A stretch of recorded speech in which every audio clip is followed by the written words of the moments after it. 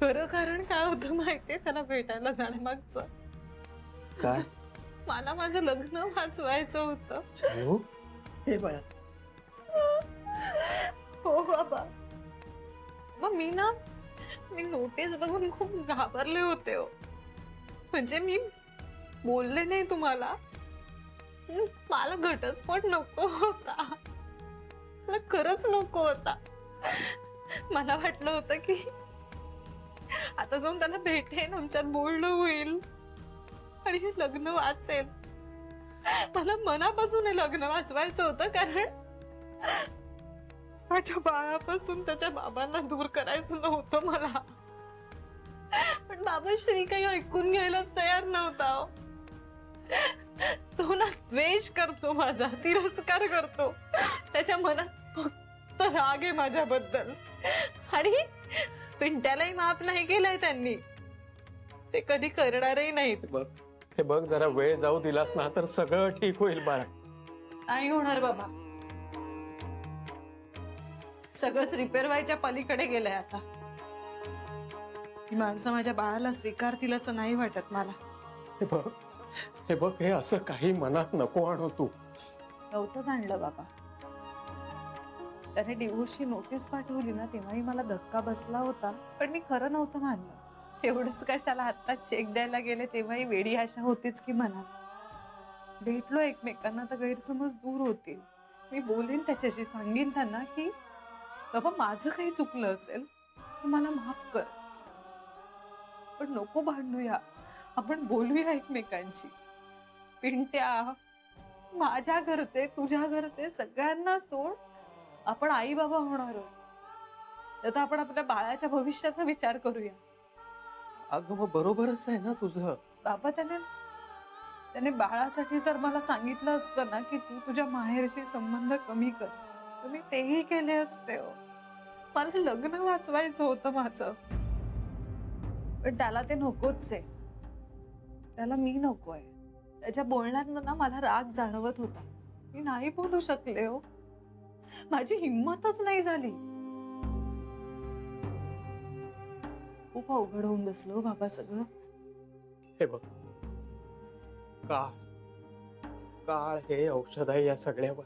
आई, आजी, छोटी आई, मोठी आई, बेबी आत्या, सरू मावशी, आई, बाबा या सगळ्यांना खूप मनापासून जिंकण्याचा प्रयत्न केला होता हो मी. कुठे कमी पडले बाबा? या कुणालाही एकदाही वाटलं नसेल का हो की मी यातलं काहीच मुद्दाम केलं नाही? एवढाही विश्वास निर्माण नाही करू शकले मी कुणाच्याच मनात? श्री म्हणतो ते बरोबरच आहे. 1.5 वर्ष वाया घालवलं मी त्या घरात. असं म्हणाले ते? त्याचीच तर किंमत मोजली आहे त्याने. 51 लाख रुपये.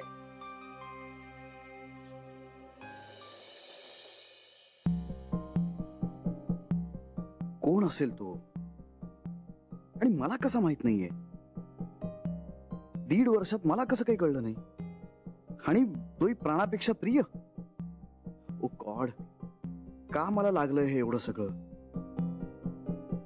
का मला सहन होत नाहीये की जान्हवीच्या आयुष्यात असं कोणीतरी आहे की की जो माझ्यापेक्षा तिच्या जास्त जवळचा आहे, माझ्यापेक्षा तिला जास्त प्रिय आहे. कुणाला तरी इम्प्रेस करायला ती चेक परत घेऊन आली होती का? ओ गॉड, कोण कोण कोण असेल तो? तो तो तिचा कोणी मित्र, जुना मित्र की नवीन मित्र? पण भेटला कधी तो तिला? पण जुना असेल तर तिनं माझ्यापासून लपवलं का? आणि नवीन असेल तर मला तिनं कळवलं का नाही? की ह्या सगळ्या प्रकारात मी गाफील राहिलो आणि तिची नव्यानं मैत्री झाली कोणाशी? आणि मुळात तो इतक्या जवळ तिच्या आला कसा, आणि तोही एवढ्या कमी वेळात? किती किती महिना 15 दिवस झाले असतील आम्ही एकमेकांशी नीट बोललेलो नाही आहोत, की जास्त झाले? नाही, मला आत्ता आठवत नाहीये. पण पण हा कोण आहे हे कळल्याशिवाय आता मला चैन नाही पडणार. का माझ्या एवढ्या डोक्यात घुसलाय तो? का मला सहन होत नाहीये, का मला एवढा त्रास होतोय तिच्या बोलण्याचा. नसतो भेटलो ना तर बरं झालं असतं, भ्रमात तरी राहिलो असतो. आता आता सगळंच बिनसलंय.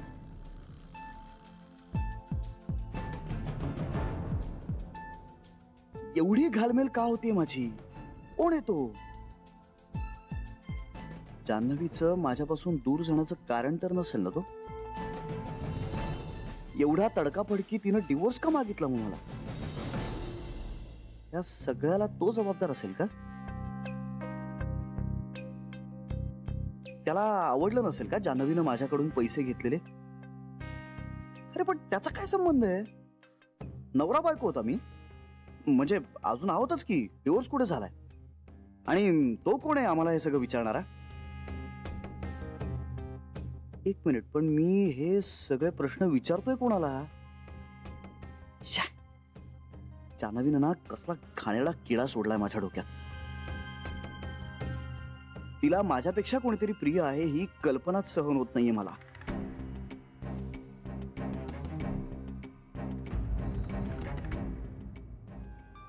तू काय म्हणालीस मग? बाबा, मला माझ्या बाळाचे बाबा हवे होते. हे चेक वगैरे सगळं निमित्त होतं. खरं तर मला श्रीशी बोलून सगळं सॉर्ट करायचं होतं. आशावाद असतो ना आपल्या मनात. एकदा शेवटचे प्रयत्न करून बघूया असं वाटत राहतं आपल्याला. पण त्याचं सगळंच ठरलंय हो. माझ्या बाळासाठी मी खूप प्रयत्न केला पण नाही यश आलं मला. आता कुठल्या तोंडाने मी माझ्या बाळाला सामोरी जाणार आहे? काय सांगू मी त्याला? बाबा हो, मी तर इतकाही विचार केला होता की त्याला म्हणावं आयुष्यभर नको बोलूस माझ्याशी, पण माझ्या बाळाला, आपल्या बाळाला अंतर नको देऊस. हात जोडून सांगावं त्याला असं वाटलं होतं. पण तो इतका दुरावलाय ना की मला ओळखीचा वाटलाच नाही. एक वेगळाच माणूस होता. म्हणजे माझ्या मनात एक श्री होता आणि माझ्या समोर एक वेगळाच माणूस होता. आणि त्या अनोळखी माणसाकडे मी काय बोलणार होते? बाबा, मी बोलूच शकले नाही की माझ्या पोटात तुझा अंश वाढतोय. कसं सांगू मी एका अनोळखी माणसाला? बरं, सांगू नाही, त्याला या गोष्टीवर किती विश्वास बसणार होता हे मला माहिती नाही. त्याला तो सुद्धा माझा स्वार्थच वाटला असता, माझं काहीतरी कारस्थान. काय स्वार्थ असणार आहे एका गरोदर बाईचा? तिच्या बाळाला त्याचा बाप मिळायला हवा, यात कसलं आलंय कारस्थान? त्याची माझ्याकडे पाहण्याची दृष्टी बदलली आहे बाबा. ठीक आहे बाळा, तू आता या सगळ्याचा नको जास्त विचार करूस. सगळ्याचं नाही बाबा, मी फक्त माझ्या बाळाचा विचार करते. त्याच्या नशिबासाठी खूप वाईट वाटतंय मला. एकदम भीती वाटायला लागली हो बाबा. मी कसं वाढवणार आहे त्याला? त्याला एक कुटुंब देऊ शकणार आहे का? त्याच्या बाबांचं प्रेम कसं देऊ मी त्याला? मला इमोशनली असं रिकामं वाटायला लागलंय हो एकदम. मी ना श्रीला आज भेटले नसते तर बरं झालं असतं. सगळं सुरळीत होणार आहे ही मनातली आशा तरी विझली नसती. बाबा, नव्हतं मोडायचं हो मला माझं लग्न. मोडू द्यायचंच नव्हतं. काही झालं असतं ना तरी मी माझ्या बाळासाठी सहन करत राहिले असते. आता ते लोक मला नाही स्वीकारणार. मला माझ्या बाळाला त्याच्या बाबांचं घर द्यायचं होतं. तू असा काही विचार करतेस याची कल्पनाच नव्हती मला. छान, समाज बदलला म्हणतो आपण, पण काही बदललेलं नाही. आजही आपल्या लेकराच्या डोक्यावर मायेचं, हक्काचं चप्पल राहावं म्हणून बाईची तगमग काही संपलेली नाही, वणवण संपलेली नाही. अरे बाबा, इतकं सह्य मला या आधी कधीच वाटलं नव्हतं. आज कडेलोट झाला माझ्या आणि श्रीच्या नात्याचा. दिवसागणिक ते तुटत होतं, पण आज ते खऱ्या अर्थाने संपलं. जानू, ए जानू, असं नको करू. बस तू आधी शांत बस. हे बघ माझ्याकडे बघ. मला एक गोष्ट पक्की ठाऊक आहे, माझी मुलगी चुकलेली नाहीये.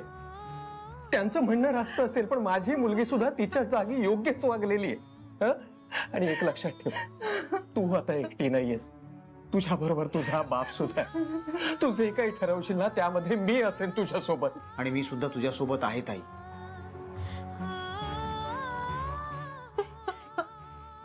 ताईला यार नको ना तू रडूस प्लीज.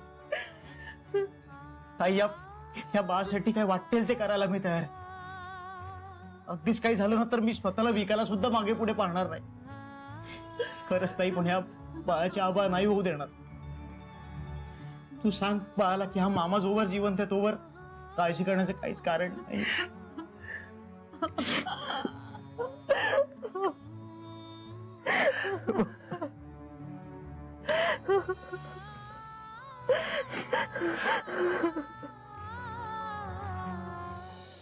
पण कदाचित ती पिंट्याबद्दल बोलत असेल का? हा, म्हणजे मित्रावर संस्कार नाही करत बसणार ती, पण लहान भावावर करू शकते. Right right right right. आणि तो सुद्धा तिच्याकडे बघतच असेल ना. हा, ही शक्यता आहे. हा, पिंट्याच असणार तो. राईट, पिंट्या असणार. नाही, पण तरी मला तिनं पिंट्यापेक्षा माझ्यावर थोडंसं जास्त प्रेम करायला हवंय. मला नाही आवडत आहे. हा, म्हणजे लॉजिकली हा पिंट्याच आहे असं जरी आता मला वाटत असलं तरी एकूणच तिच्या बोलण्याचा अभिनिवेश आणि पॅशन पाहता ती पिंट्यापेक्षा अधिक जवळ कोणीतरी असणाऱ्या माणसाबद्दल बोलत होती असं मला वाटतंय. कोण आहे तो? मला या प्रश्नाचा त्रास होत असला ना तरी उत्तराची मला प्रचंड भीती पण वाटतेय. कोण असेल तो? कोण असेल? मिळेल का मला उत्तर या प्रश्नाचं? नवरा बायकोचं नातं डिवोर्स नंतरही संपत नाही का?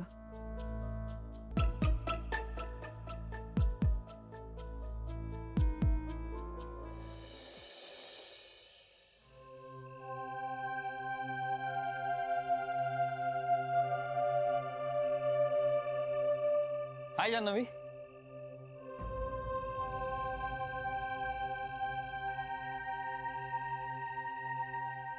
हाय. डोळ्यांना काय झालं? जान्हवी, डोळे सुजल्यासारखे दिसत आहे. रडलीस तू?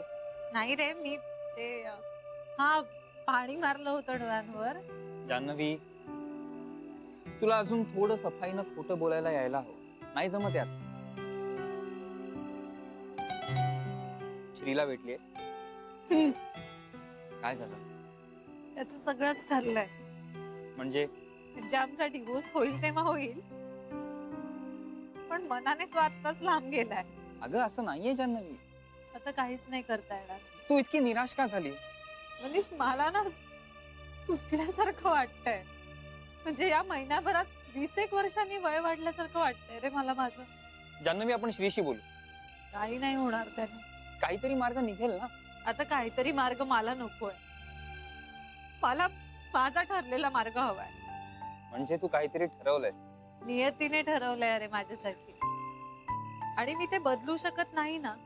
मग आता मी ते ऍक्सेप्ट करणार आहे, कारण मला पटलंय आपण नशिबाच्या पुढे नाही जाऊ शकत. त्यामुळे जे आहे जसं आहे ते ऍक्सेप्ट करावं. गोष्टी सोप्या होतात. जान्हवी प्लीज यार, तू असं नको बोलूस. मला नाही आवडत. मला पण नाही आवडत अरे, पण प्रत्येक गोष्ट आपल्याला आवडते तशी नाही होत. जान्हवी प्लीज चला, मला वेळेवर झोपायचंय आता. जरा वेळा सांभाळायच्यात सगळ्या. Good night.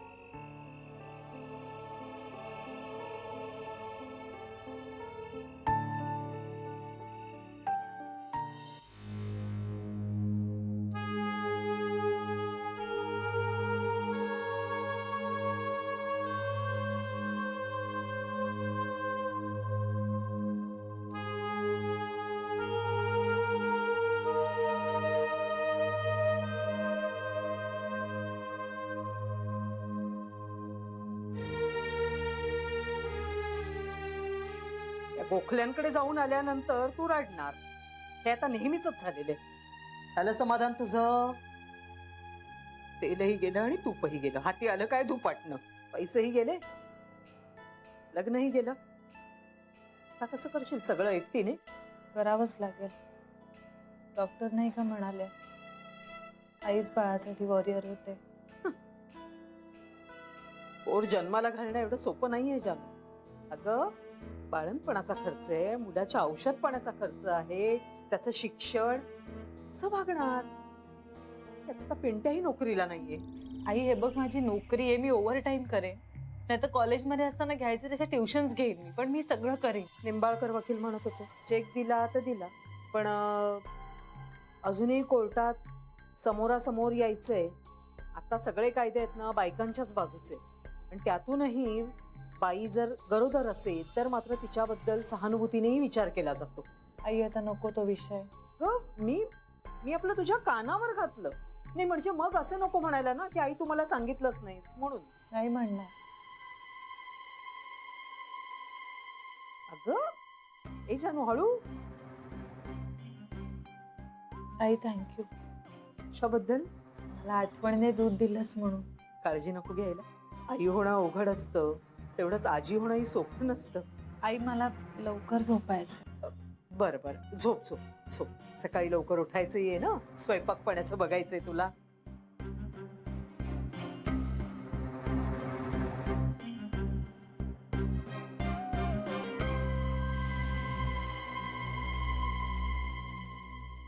किती प्रेम वाटतं मला तुझ्याविषयी.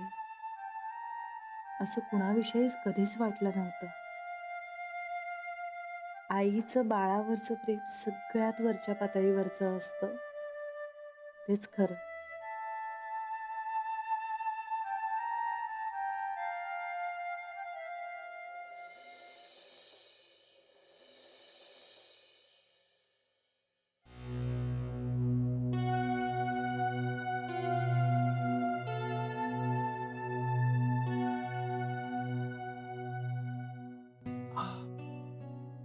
श्री, असा का दिसतोयस?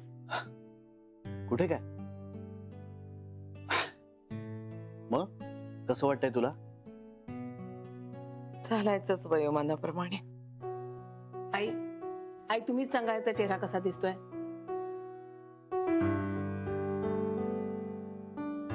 अरे खरंच काही नाही झालंय मला. निदान खोटं तरी बोलू नकोस श्री. अगं कदाचित माझी झोप झाली नसेल म्हणून असेल थोडस. आम्ही पाहिलाय तुला न झोपलेला. काम वाढलंय ना आता. वाढलंय की तू वाढवतो? नाही, आता वाढवायचंय मला. आता वाढवायचंय म्हणजे इतके दिवस मी हे काही फार सिरियसली घेत नव्हतो. आपण एक 5% परदेशातलं मार्केट एक्सप्लोर केलं होतं, पण मला आता ते 30% करायचंय. मला ना स्वतःला कामात गुंतवून घ्यायचंय. खूप काम करायचंय. काम ही अशी एकच तर गोष्ट आहे जी मला रिलीफ देऊ शकते. आता माझ्याकडे वेळ, त्या वेळेचा सदुपयोग करणं. आईची मला ना मरेस्तोवर काम करायचंय, दिवस रात्र. कशापासून पळण्याचा प्रयत्न करतोय श्री? कशाही पासून नाही. जान्हवी पासून? तिचा काय संबंध आहे? म्हणजे आता आमचे मार्ग वेगळे झालेत ना, आणि माझ्यापासून वेगळं होण्याआधीच तिचं सगळं ठरलेलं आहे. म्हणजे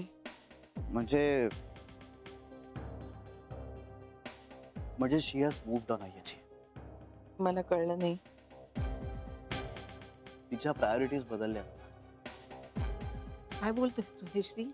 आता मी फक्त काम काम आणि काम करणार. मला ना स्वतःला विचार करायला वेळच द्यायचा नाही, आणि त्याची सुरुवात मी आत्तापासून करतोय. आईजी, तू काळजी घे आता. मी रात्री पुन्हा येईन तुला भेटायला.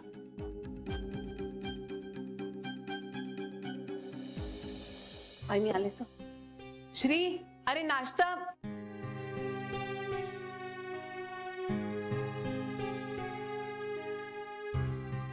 मला आता तुझीच काळजी वाटायला लागली श्री.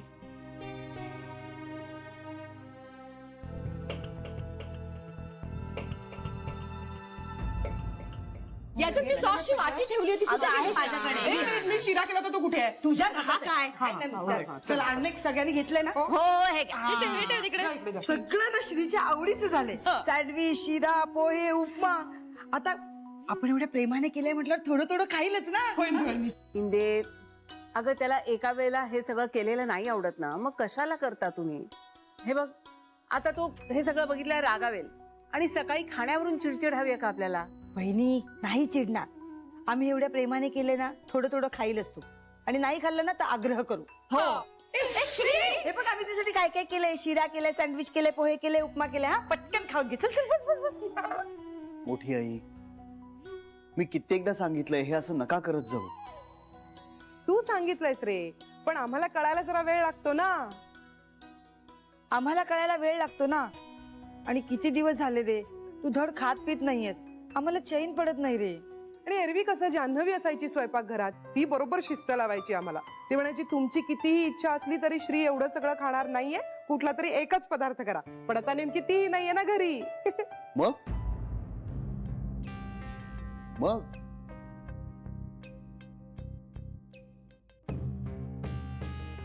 नाही म्हणजे आता ती नाहीये ना सांगायला. का? कशाला लागतं तुम्हाला कोणीतरी सांगायला? कशाला लागते जान्हवी?